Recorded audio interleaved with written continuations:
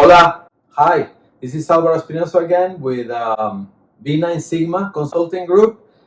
Today we're going to be talking about the gap analysis or the self-assessment phase in a continuous improvement implementation. In B9 Sigma, what we do is we basically help you to develop your production system, your continuous improvement production system, and it's intended for medium,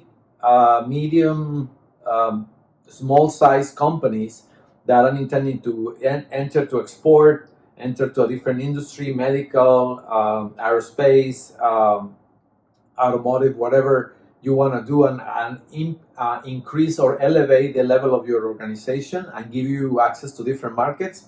We give you a web-based, all-inclusive system so you can from there develop your continuous improvement system or your production system.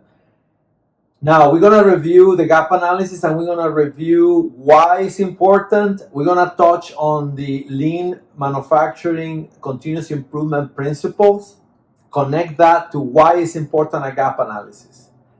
And that way we're gonna be starting from now on in every week video. I'm gonna be trying to connect everything to principles because that's the problem that we have in our cultures. In North America, Canadian, and Mexican cultures, we don't have really clear why, and how to be congruent with those principles in our organizations, and that's why they say why Japanese Mitsubishi, Honda, Toyota, of course, those guys can't really launch a system that works, and how it's so hard for us in different cultures. We don't manage by principles. We need to learn to do that. And our mission in B9 Sigma is to bring that up. I learned that from my sensei. He insisted, and he never talked about the specific minutia numbers or formats or templates. He was really making sure that I understand the principles, and that I changed my mindset for those principles. So, okay, let's talk about that. First of all, the model that we normally use is the Shingo model, the Shingo price model for cultural change or implementing a system. So in Shingo, you can see that the culture actually in the center is impacted by principles, systems, tools, and results. And all of them need to be in an ecosystem and be congruent among them. So for the none of this is casual, none of this is like improvised. So principles are actually the guiding decision making of what results you look for, what systems you look for, and what tools are you going to be using to achieve the results. All of this connected that will create your culture. Culture is not like a random thing. It comes from all everyday interaction in the organization. So talking about that, the lean principles, which I should do a video solely on this, I won't do that today. I'm going to touch just on some of the principles that supports the self-assessment. So what is a principle? For Shingo, it's very, very simple, and also actually for TPS, for Toyota Production System, being humble in front of the process and the system is very important. Be humble with the people. It's a huge concept there. But also approach our teams and our challenges with respect. Big problem in our cultures right now. Tell me about it. Right now is what we lack the most. Those two things are really missing. But anyway, that's what the Shingo says. Those are our two principles.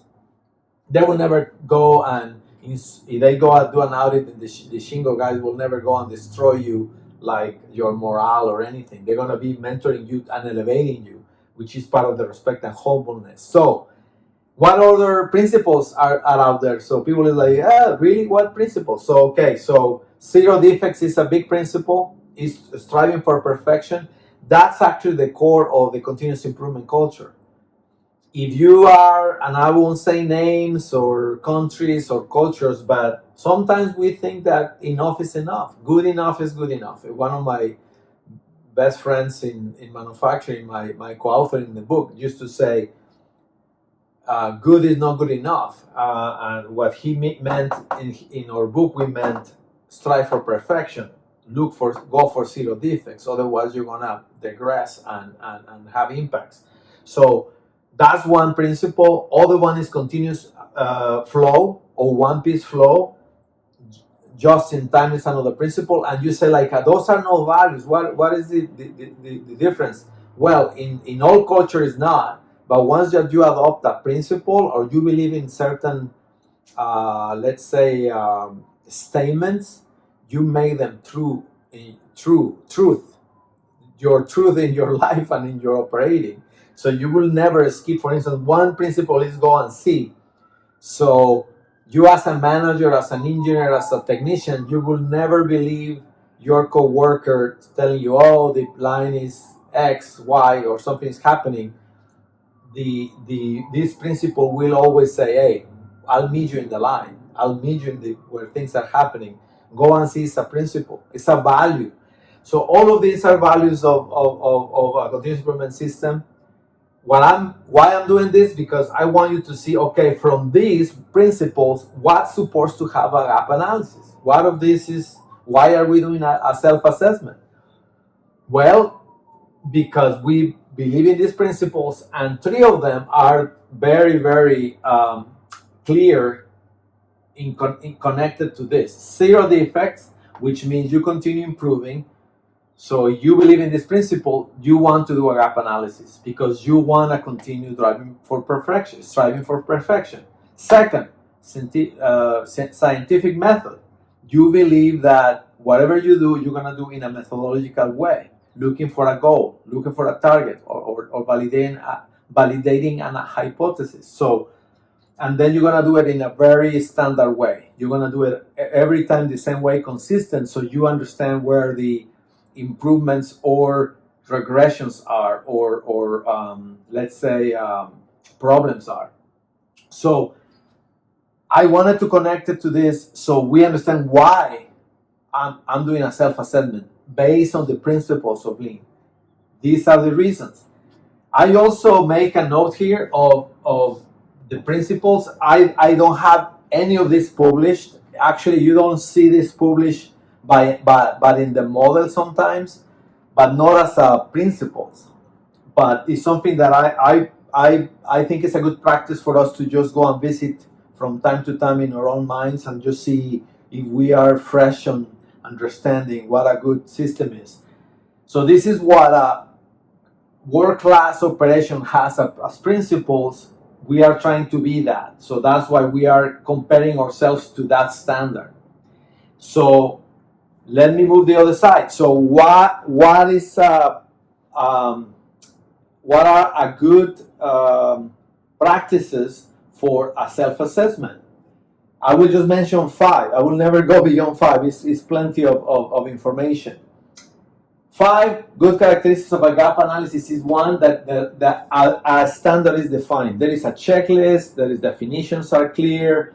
There is no ambiguity of what it means to have a first pass yield. How we measure qualities is ppms or DPMOs, or how we measure is very important. How we what do we consider to have as a WIP, right? 0 is acceptable. I mean, it's important to have a standard in what are you going to assess. And I've seen organizations where the manager is a big boss and he just go and beat up the people on the line, and that's the way they audit. That's the way they improve. And I can tell you that won't be sustainable. I mean, that will be sustainable because it's not standardized. So that's a good characteristic. Second characteristic is that you need to be training that in every event, and you need to have, respecting the scientific method, you need to go a PDCA cycle to really perform this audit. Plan it, execute it, check what happened in the results, and then team need to come back with a corrective actions or with a reaction plan. So I've seen events or assessments where there is no kickoff, there is no goal, there is no documents, there is no formality, And of course, there is no training. This is this is about spell, but training meaning you need to make sure that they understand what you're going to do, and you need to do a kickoff and train the people at least 1 or 2 hours, making sure that they know what you're going to be measuring, making sure that they need to understand what are against to. So 1 hour, 1 hour and a half, 90 minutes just to refresh. If you are starting, then you need to extend that training, and you need to just spend time showing them how success looks, how a good flow line looks, how a finished good product warehouse looks. All of that it depends on where you are in your maturity of the system, but it's important every time to train and revisit the concepts. That's a good system. That's a good standard. The third characteristic is self-evaluation. You need to give the time in the process, and we're going to be putting in the link access to the self-assessment that we use in B9 Sigma. Is numeric. It looks for quality and also the lean practices. Basically, you're going to be measuring yourself against that. It's important to let the team in that process to look at themselves and be able to say, hey, I think we are 8 out of 10, or we are 80%, 70%. Why is this important? Why? Well, because you believe in humbleness and respect.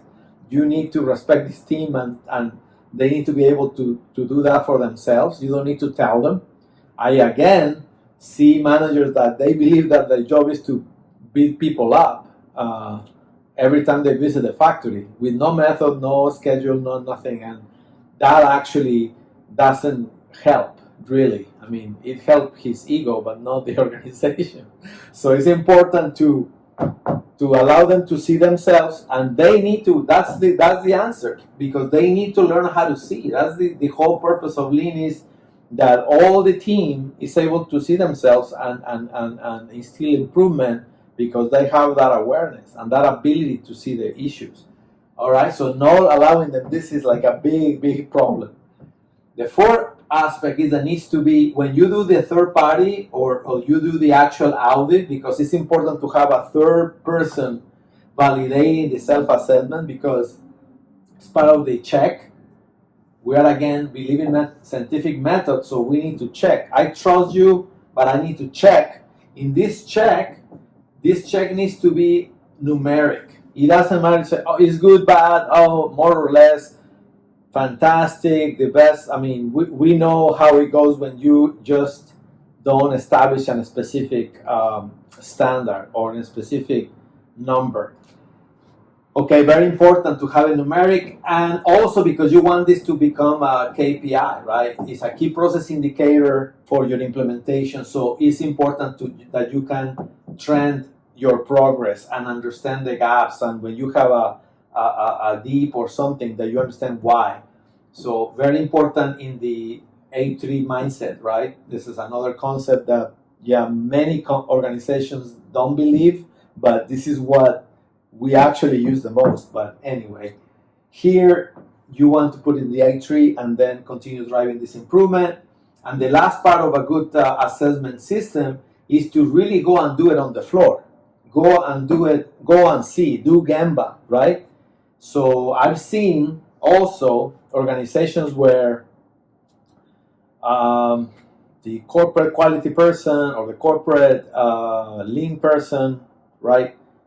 Just, oh, I know those guys, and they put a random number. They have interviews in their desk. It's very convenient, air conditioning, water, and they don't want to go to the forges or the die casting area or to the dust or whatever they do, or the mines or whatever you do. Wrong. That's probably the number one, right? But I just have seen this problem, this anomaly. So this is the why of a gap analysis. This is a characteristics of a good self-assessment. We have the entire process posted in our website. You can do and do it yourself. If you need help, please give us a call, send us an email. I hope that this was useful for you, and I'll see you next week with another class, another training. Thank you so much and have a great week.